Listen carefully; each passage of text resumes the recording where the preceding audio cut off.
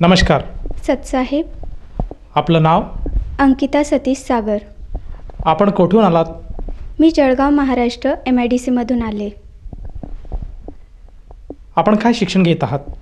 मी यावर्षी सध्या 12वीत कॉमर्समध्ये आहे. संत रामपालजी महाराजांची गुरुदीक्षा आपण कधी घेतली? 24 ऑगस्ट 2019 रोजी आम्ही संत रामपालजी महाराज यांची नामदीक्षा घेतली. संत रामपालजी महाराजांची नामदीक्षा घेण्या अगोदर आपण व आपला परिवार कोणती भक्तिसाधना करत होतात? संत रामपालजी महाराजजी यांच्या शरणमध्ये येण्या अगोदर आम्ही ब्रह्मा विष्णू महेशजी यांची भक्ती करायचो. आणि त्याचप्रकारे महाराष्ट्रामध्ये जी भक्ती करतात, जसं मंदिरांमध्ये जाणं, चर्च आहे, दर्गा आहे, आम्ही सर्व ठिकाणी, कारण कोणत्याही प्रकारचे धर्म वगैरे आम्ही मानायचो नाही, तर सगळी भक्ती आम्ही करायचो. कोणत्याही मंदिरात आहे, दर्गा आहे, चर्च आहे, त्या ठिकाणी जाऊन म्हणजे मत्था टेकणं हे आमची एक परंपराच झालेली होती घरची. तर आम्ही त्या भक्ती साधना करायचो.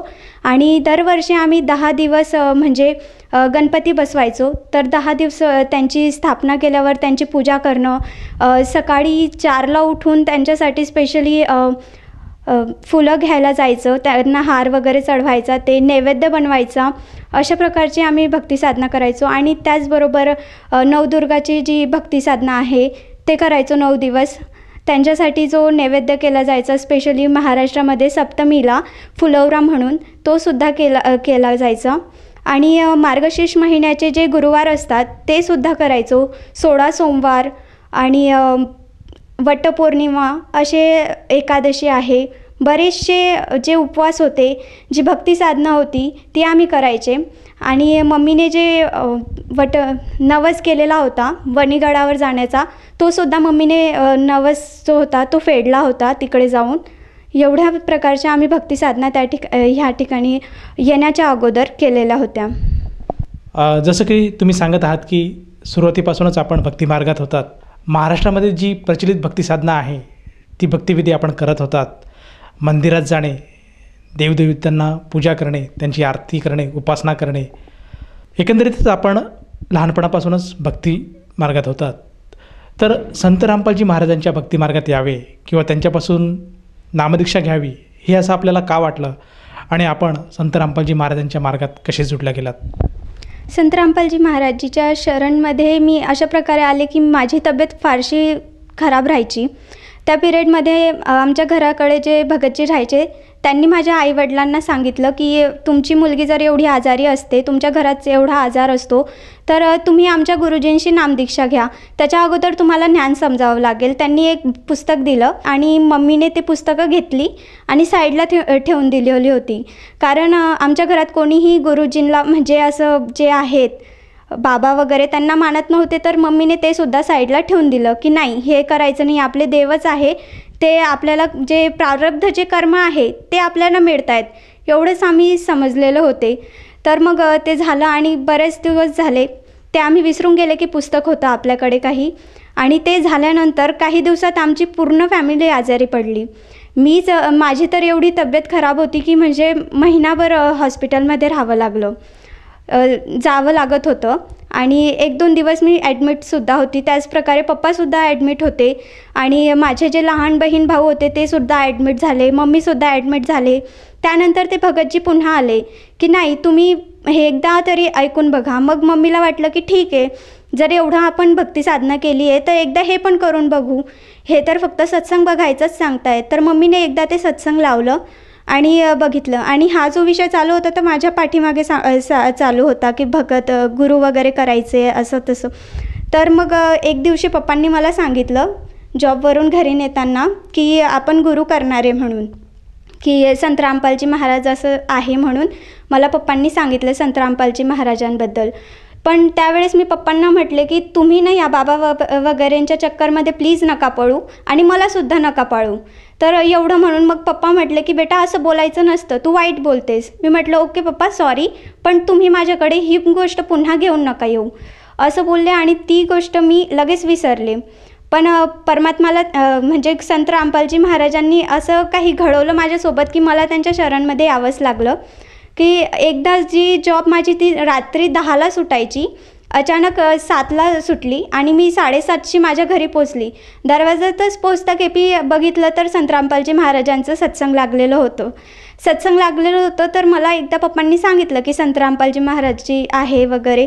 तर मला माझ्या डोळ्यासमोर एकच इमेज आली की संत रामपालजी महाराजजी जर म्हणतायत तर ते रेड कलरचे काही ड्रेस वगैरे घातले असतील, ते बाबासारखे, टीका वगैरे असेल, दाढी वगैरे असेल, असंच होतं.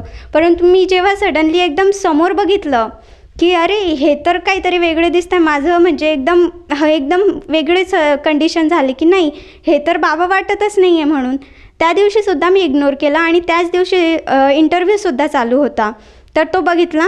मला त्या दिवशी असं वाटलं की नाही, हे खोटंसुद्धा सांगत असतील, असं थोडी नाही की एका बाबाच्या शरणी गेल्यावर असं काहीतरी घडतं. त्या दिवशीसुद्धा मी विसरली. आणि त्यानंतर असं माझ्यासोबत घडलं की 7 वाजताच माझी सुट्टी व्हायला लागली. ज्या ठिकाणी 10ला व्हायची त्या ठिकाणी 7ला व्हायला लागली आणि मी 7:30ची घरी पोचायची. आणि त्या दिवशीसुद्धा रिपीट तेच सत्संग चालू आहे. आणि मग मी जेव्हा बघितलं की चला संत रामपालजी म्हणजे दुसऱ्या गुरुजींपेक्षा हे काहीतरी वेगळे, जर वेगळे आहे तर मी बघत गेले आणि बघितलं तर त्यानंतर मला वाटलं की ह्यांच्यात काहीतरी वेगळं आहे. कारण ते सगळे सद्ग्रंथ खोलून दाखवत होते, त्यांच्यामधले प्रमाण दाखवत होते. ब्रह्मा विष्णू महेश जी आहे त्यांचे आईवडीलसुद्धा आहेत आणि त्यांचे आजोबासुद्धा आहेत. मला त्यावेळेससुद्धा काहीतरी वेगळं वाटलं, पण मी इग्नोर केलं. कारण जे संत रामपालजी महाराज आहेत ते नेहमी सांगतात की काल आपल्या मनात आहे तो आपल्याला भक्ती करू देत नाही. तर ते सुद्धा त्या दिवशी सत्संगमध्ये होतं. तर मी ते बघितलं, म्हटलं हो खरंच आहे आणि मी सुद्धा सत्संग बघू शकत नाही आहे. ते झालं. दुसऱ्या दिवशी मी परत सत्संग बघितलं. सत्संग मी मनापासून बघायला लागली. सत्संगमध्ये तर एवढं लक्ष लागायचं नाही, पण इंटरव्ह्यू बघायची. इंटरव्ह्यू बघितल्याने माझं जे मनातले डाऊट्स होते ते क्लिअर होत गेले. आणि म्हटलं नाही, मला आता संत रामपालजी महाराजांचं ज्ञान काहीतरी आवडतं, पण तरीसुद्धा काहीतरी कमी आहे, मी अजून नामदीक्षा घेणार नाही. तर पुढच्या हप्त्यातच लगेच मम्मी पप्पा सत्संगमध्ये गेले. संत रामपालजी महाराजजी यांचं होतं जळगावमध्ये. त्या ठिकाणी गेले तर त्यांनी नामदीक्षा घ्यायला सांगितलं की तू पण घेते का. मी म्हटलं नाही, मी फक्त बघायला आली आहे. तर एवढं झालं आणि मम्मी पप्पांनी ते नामदीक्षा त्या ठिकाणी घेतली. मी त्या ठिकाणाहून माझी इच्छा अशी होत होती की चला म्हणजे जे सत्संग आहे ते ऐकत होती आणि तेव्हा बघता मला असं वाटत होतं की ह्या गोष्टीमध्ये वेळ करायला नको पाहिजे, लवकरात लवकर नामदीक्षा घ्यायला पाहिजे. पण तरीसुद्धा मी त्या ठिकाणी त्या दिवशी गेली नाही नामदीक्षा घेण्यासाठी.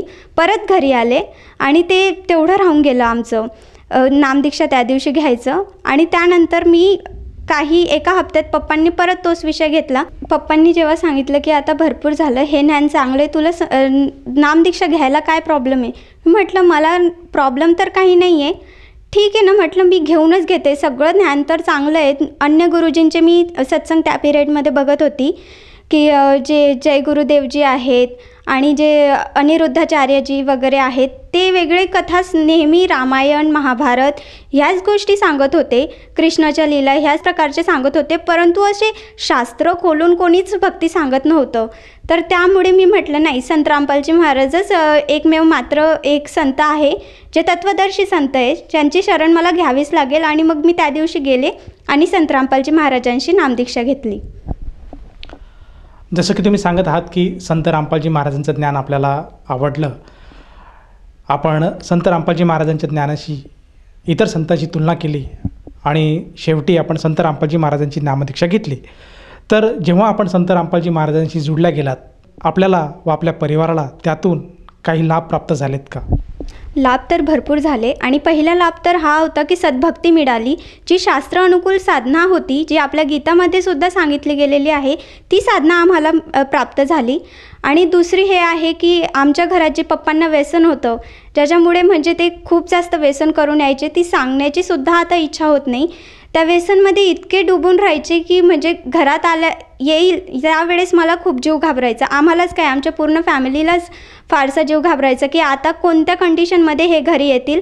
आणि आले जर आम्ही काही बोलले की हे नका करू, तर ते डायरेक्ट आत्महत्या करण्यापर्यंतसुद्धा पाय उचलून घ्यायचे, आत्महत्या करायचा प्रयत्न करायचे. नाही तर मग डायरेक्ट रोडावर निघून जायचे, अर्ध्या रात्री असो किंवा कधीसुद्धा. तर अशा प्रकारचे प्रॉब्लेम्स आम्हाला फेस करावे लागले होते. आणि दुसरं जे प्रॉब्लेम आहे की माझा अस्थमॅटिक प्रॉब्लेम होता. मला अस्थमाचा प्रॉब्लेम होता आणि रात्रभर मी झोपू शकत नव्हते. मला इतका सर्दीचा त्रास राहायचा की म्हणजे नाकातून नेहमी सतत पाणीच निघत राहायचं. त्या प्रकारचा मला प्रॉब्लेम होता. आणि दिवसातून 3-4दा तरी मला पंप घ्यावाच लागायचा. अस्थमाचा त्रास इतका व्हायचा. जेव्हा मी संत रामपालजी महाराजांची नामदीक्षा घेतली त्या दिवशीच मला इतका मोठा चेंजेस दिसला की म्हणजे माझ्या नाकातलं पाणी जे गळायचं, मी रात्रभर झोपू शकायची नाही, इकडून तिकडे उठून बसून जायची. तो प्रॉब्लेम ॲक्च्युली माझा त्याच दिवशी संपलेला होता. आणि नंतर राहिला जो अस्थमाचा होता तो सुद्धा आज माझा पूर्णपणे संपलेला आहे. फक्त थोडाफार प्रॉब्लेम जर झाला तर मला 1-2 गोळ्या घ्याव्या लागतात, बस एवढाच प्रॉब्लेम आहे, जास्त काहीच नाही. एवढा प्रॉब्लेम जो होता तो परमात्मा म्हणजे संत रामपालजी महाराजजीच्या शरणमध्ये आल्यावर संपलेला होता. आणि माझी जी आई होती त्यांना मायग्रेनचा प्रॉब्लेम होता. तर इतका भयंकर त्रास व्हायचा त्यांना. त्या त्रासमधून ते म्हणजे सहनच करू शकत नव्हते. तो त्राससुद्धा आज बंद झालेला आहे. इतक्या प्रकारचे जे प्रॉब्लेम्स होते ते सुद्धा सॉल्व्ह झालेले. आणि जो सगळ्यात मोठा लाभ होता, जो माझा जीव वाचला होता. एक दिवशी मी कॉलेजला जात होते, सायकलवर असताना चौफुली होती आणि त्यावेळेस समोरूनसुद्धा ट्रक येत होती. माझ्या साईडलाही ट्रक होते आणि साईडलासुद्धा ट्रॅक्टर होतं. आणि ते जो समोरचे ट्रक होते ते फारशा वेगात होते. आणि मी एकदम माझी पॅन्ट जेव्हा त्या सायकलच्या याच्यामध्ये अटकली तर मी एकदम खाली पडली.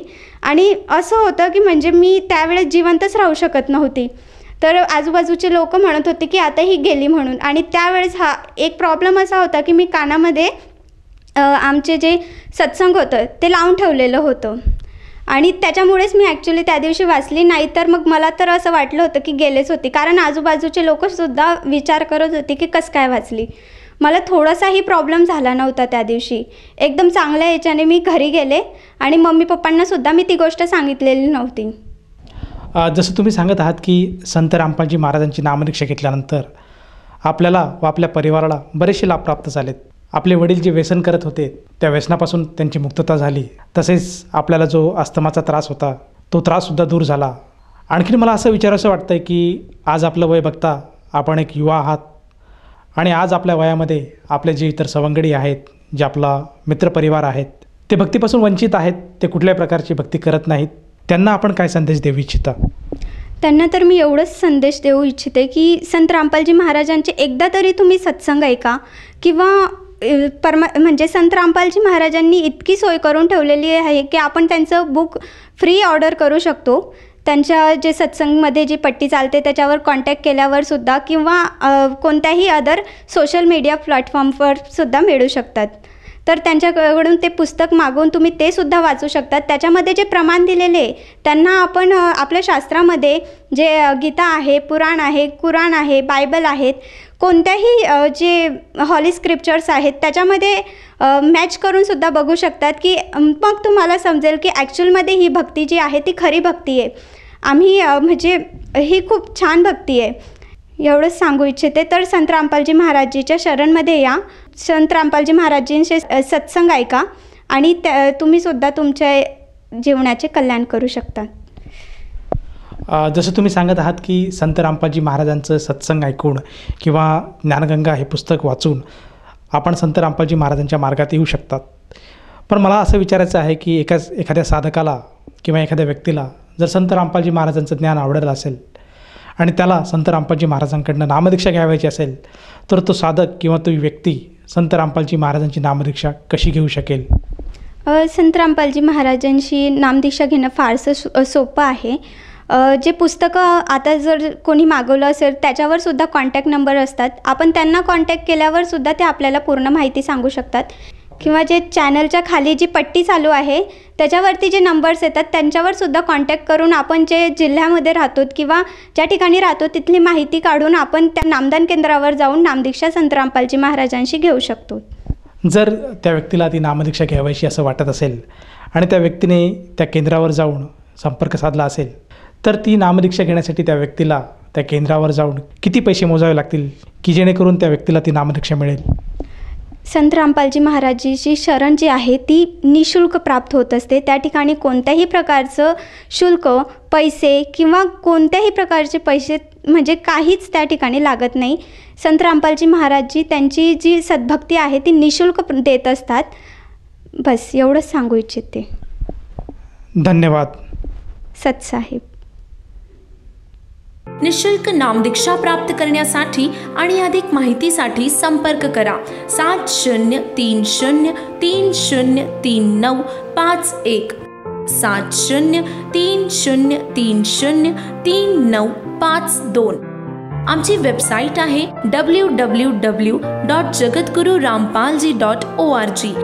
सर्व पवित्र धर्मांच्या पवित्र शास्त्रांवर आधारित प्रमाणित अनमोल पुस्तक ज्ञानगंगा किंवा जगण्याचा मार्ग यापैकी कोणतेही एक पुस्तक निःशुल्क मागविण्यासाठी आम्हाला आपले पूर्ण नाव, पूर्ण पत्ता, पिनकोड सहित आणि फोन नंबर लिहून 7030303951 7030303952 या नंबरावर SMS करू शकता किंवा आम्हाला 7030303950 या नंबरावर WhatsApp देखील करू शकता.